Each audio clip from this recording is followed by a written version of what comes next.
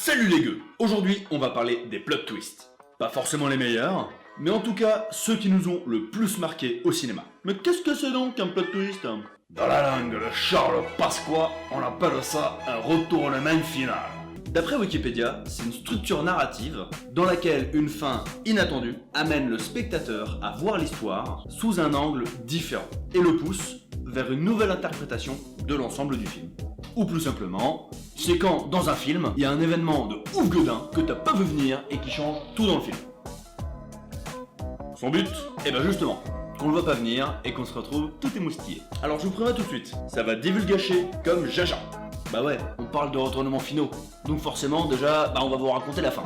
Mais surtout, en général, dans ces films-là, c'est le twist qui fait toute la force du film. C'est le genre de truc qu'il faut surtout pas savoir avant de regarder le film. Et vu qu'on a la flemme de mettre des timecodes là où on va spoiler, si vous connaissez pas le film, regardez pas la vidéo. Voilà. Perso, c'est un truc que je kiffe particulièrement. Bon, pas autant que les huis clos, mais quand même. Mais les deux sont pas incompatibles, comme pour notre premier film, Shutter Island. Sorti en février 2010 et réalisé par Martin Scorsese, excusez-moi du peu, ce film raconte l'histoire de deux US Marshals, Teddy Daniels, joué par Leonardo DiCaprio, qui mérite largement plus un Oscar pour ce film que pour The Revenant, mais genre largement quoi. Et Chuck Hall, joué par Mark The Hulk Ruffalo, pour ne pas les citer. Ils se rendent sur une île pour enquêter sur la disparition d'une patiente dans un hôpital psychiatrique. Cette gourgandine aurait tué ses 3 enfants. Et là, je fais un fort raccord. Péripétie, film trop bien, acteur trop bien, et la flamme! Le plot twist de Derrière les fagots. En fait, Teddy, c'est le patient de l'hôpital psychiatrique. Et son coéquipier, c'est le docteur qui suit son dossier. En fait, le mec, c'est lui qui a tué sa femme, après qu'elle ait noyé ses enfants. Donc pour se protéger, il a créé plein de personnages dans sa tête. Et le nom des personnages, c'est des anagrammes de leur vrai nom dans la vraie vie. Et son docteur lui explique que son état, il est cyclique. C'est-à-dire que le gars redécouvre régulièrement sa véritable histoire. Et ensuite, il retourne dans son petit univers. Et que c'est pour ça qu'ils ont organisé un petit jeu pour voir si ça allait l'aider à s'en sortir. Pas con les mecs. En parlant de petits jeux, vous aimez jouer? Un petit jeu de rôle, ça vous tente? Non, mieux. Un GN, un grandeur nature. Ça tombe bien, parce qu'on va parler de The Game. Sorti en 1999, la plupart d'entre vous étaient même pas nés. Réalisé par David Fincher. The Game raconte l'histoire de Nicholas Van Horton, joué par Michael Douglas. Ce trublion va fêter ses 48 ans, sauf que c'est l'âge auquel son père s'est suicidé. Un anniversaire pas jojo en perspective donc. En même temps le mec est un salaud, froid, richissime et avide de pouvoir. Il y a son petit frère Conrad, joué quand même par Sean Penn, qui est un ancien toxico, et qui passe son temps à rien faire sinon claquer son pognon. Et donc, pour l'anniversaire du Big Brother, il va lui offrir une petite carte de visite d'une société de spectacle, une espèce d'organisation. Dès que Nicolas les appellera, le jeu non seulement commencera, mais viendra carrément à lui. Le mec, finalement, il se décide à les appeler, alors qu'il était moyen convaincu quand même. Et là, il commence à se passer plein de trucs bizarres autour de lui. Péripétie, comme d'habitude, c'est un film après tout. Mais genre, il se passe des événements graves, des trucs graves, genre des gens qui disparaissent, des gens qui meurent et tout, c'est grave. Et à la fin, le mec il en a marre, il se suicide. Le mec saute de l'immeuble pour se suicider. Sauf que, l'agence elle est pas conne, ils avaient tout calculé. Et en bas, dans la rue, il y a un énorme matelas pour l'accueillir. Et en fait, depuis le début, tout ce qui se passait, c'était uniquement The Game, le jeu. J'ai perdu de ouf. Tant qu'on parle de David Fincher, on va pas s'arrêter en si bon chemin.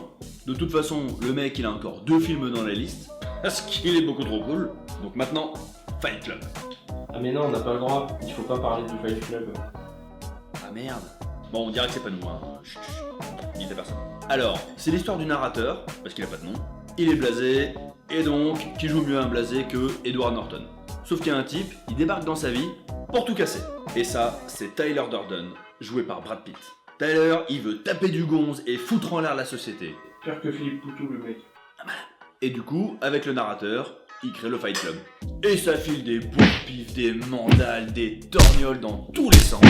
Tellement qu'au final, Tyler, il organise une petite révolution à base d'explosifs bien sentis. Mais le narrateur, il essaie de l'en empêcher. Parce qu'il pense qu'il va un peu trop loin quand même, le con, C'est méchant les explosifs. Le plot twist, il arrive lors de la confrontation finale. où Tyler il fait prendre conscience au narrateur qu'ils ne sont qu'une seule et même personne, et qu'il a complètement imaginé Tyler. Ce plot twist, il est ultra conséquent, parce qu'il remet en cause toutes les relations entre tous les personnages. Et le film, il donne aussi au spectateur envie de le revoir, vu que maintenant vous avez l'information du twist final. Et même après le twist, il y a la meilleure scène finale de tous les temps, donc faut absolument le revoir. Bon, on s'arrête pas en si bon chemin, monsieur Fincher, hein. On continue avec Seven. William Somerset, un vieil inspecteur un peu mélancolique, joué par Morgan Dieu Freeman, va devoir faire sa dernière enquête sur une série de meurtres étranges et tout à fait morbides. Il sera accompagné de David Mills, son jeune et nouvel associé un peu sanguin, qui est joué par Brad Pitt. À force d'enquête sur les indices laissés volontairement par le tueur, les deux enquêteurs découvrent que toutes les victimes représentent des péchés capitaux de la Bible. Et malgré les références que le tueur laisse, et qu'ils ont trouvé son appartement, le mec il continue de leur échapper, jusqu'à ce que lui-même vienne se rendre, alors que il reste 2 péchés sur la liste. Et du coup, c'est pas logique. Le gars est pas très fort en maths. Et le plot twist, en fait, c'est que le tueur, c'est Kevin Spacey. Non, je déconne. Mais il est pas au générique, et ça, c'est pas mal. Le tueur, il demande aux enquêteurs de le suivre sur un lieu qu'il a choisi lui-même. Et en échange, il plaide pas la folie au tribunal. Comme ça, il avoue tous les crimes et il prendra perpète. Alors ils y vont, c'est un peu paumé, c'est dans la pampa. Et à un moment, le tueur, il s'arrête de marcher. Et il y a un livreur qui débarque. Et il livre une boîte. Et bim, il y a la tête de la femme de Mills dedans. Et bim. Et du coup, le plot twist, c'est que Mills, c'est la colère, et le tueur, c'est l'envie. Parce que le tueur, il rêve d'avoir une vie normale. Donc Mills, il tue le tueur. Et il se fait arrêter. Et du coup, il clôt la série des 7 péchés capitaux. Et donne donc son sens au titre du film. MJ, tout est lié. Ce plot twist, il est pas aussi violent que les autres. Mais il fait complètement repenser le personnage de Mills. On se rend compte à quel point ses colères étaient violentes tout au long du film. Et du coup, ça va coûter la vie de sa femme.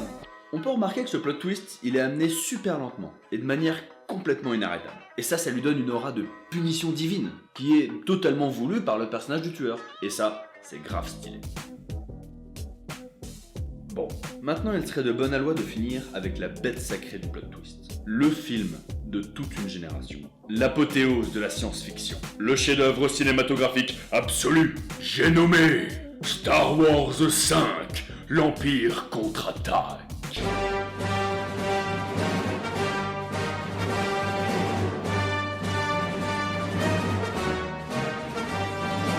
Alors, on va rapidement résumer l'épisode précédent, pour que les Mormons puissent comprendre. Star Wars raconte l'histoire de Luke Skywalker, un espèce de SDF de l'espace qui va rejoindre une secte religieuse grâce à un vieux. Et il va combattre le gouvernement en place en détruisant un vaisseau de la taille de la Lune, qui est rempli d'employés innocents. Sur sa route, il sera rejoint par un malfrat, son chien de compagnie et sa princesse de sœur, avec laquelle il va fricoter sévère parce que l'inceste, c'est quand même rigolo. Mais surtout, rencontrer le grand méchant au casque japonais. Et à la longue cape noire, parce que c'est un vrai méchant. Bref, Star Wars 5 maintenant se concentre sur notre bon Luke, qui va aller s'entraîner pour devenir grand prêtre de sa secte, avec son pote, Kermit la grenouille. Mais v'là que son poteau et sa sœurette se font kidnapper par le grand méchant japonais. J'ai nommé Darth Vader.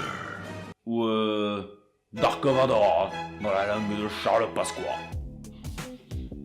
Donc Luke, il va aller les sauver en s'infiltrant au KLM dans la base de Vador. Sauf que bon, le mec, c'est pas Solid Snake Plissken, et il se fait cramer. Et il finit donc par combattre Vador, qui est lui aussi adepte de la religion Jedi, mais du côté des méchants. Combat, violence, combat, mais Vador, c'est le plus fort. Et ça rime, donc c'est vrai. Et il l'accule, non c'est pas sale, Luke dans un coin et lui coupe la mimine sans vergogne. Un petit dialogue s'ensuit, les deux ennemis se fixent, et Vador, il essaye d'embrigader Luke. Mais bon, lui il est pas super emballé, donc bon, il refuse quoi. Donc Vador, il utilise l'argument ultime, celui que t'as pas vu venir, qui change les relations entre les personnages de l'univers. Et tout ça en une seule phrase. La phrase que tout le monde sort à tout bout de champ, mais très mal. Non, je suis ton père. Bah oui, parce que les gens ils disent toujours Luke, je suis ton père. Il dit pas Luke. Maintenant vous fermez vos gueules ou alors vous la faites bien. Arrêtez les conneries maintenant. Non, non. Ben, tu l'avais pas venir celle-là, hein? Tu l'as vu le jeu d'acteur de Mark Hamill dans le mal face à cette révélation? Le mec il saute carrément dans le vide après ça. C'est trop les sentiments, il y a de l'émotion, il y a du drama, il y a tout. Bon, ici c'est un peu compliqué d'analyser l'influence du twist dans le film en fait. Parce qu'il est tellement rentré dans l'imaginaire collectif que bon... c'est difficile de l'extraire en fait. Au final, les plot twists, ça donne vachement envie de revoir le film. Ça donne plein d'émotions, ça fait réfléchir. Et ça donne envie de s'attarder sur la réalisation et le scénario. Parce qu'en le revoyant, on a accès à un second niveau de compréhension. Et si ça a bien été fait, et ben ça marche. On cherche les petits détails, genre les Tyler Durden en subliminaux pendant tout le film Fight Club, ce genre de choses. Par contre, on remarque qu'ils doivent être vachement bien amenés, qu'il y a une tension narrative qui se construise tout au long du film, et qui monte crescendo, et qui donne, en général, le climax au film. Pour aller plus loin, je dirais qu'on a surtout parlé de twists finaux. Mais il existe d'autres types de twists, dont certains qui arrivent en plein milieu du film. Et pour ça, je vous conseille From Dusk Till Dawn, de Robert Rodriguez, avec dedans Quentin Tarantino, génial, où en plein milieu du film, il y a un changement de paradigme total. Et voilà, c'était un petit top 5 des familles, sur certains des meilleurs plot twists de l'histoire du cinéma. Bon, on sait, il est pas complet, oui, il y a pas ton film préféré dedans. Gna gna gna gna gna gna, je suis un spectateur, je suis jamais content. Et bah si t'es pas content, fais-la toi la vidéo. Vas-y, je te regarde, vas-y. Bon, pour les autres, j'espère que la vidéo vous a plu. Si c'est le cas, mettez-y un petit pouce bleu, ça paye pas de mine. Et si c'est pas le cas, n'hésite surtout pas à venir nous dire ce que t'as pas aimé dans les commentaires juste en dessous. Et n'oublie pas de t'abonner pour suivre toutes nos prochaines vidéos. Allez, salut!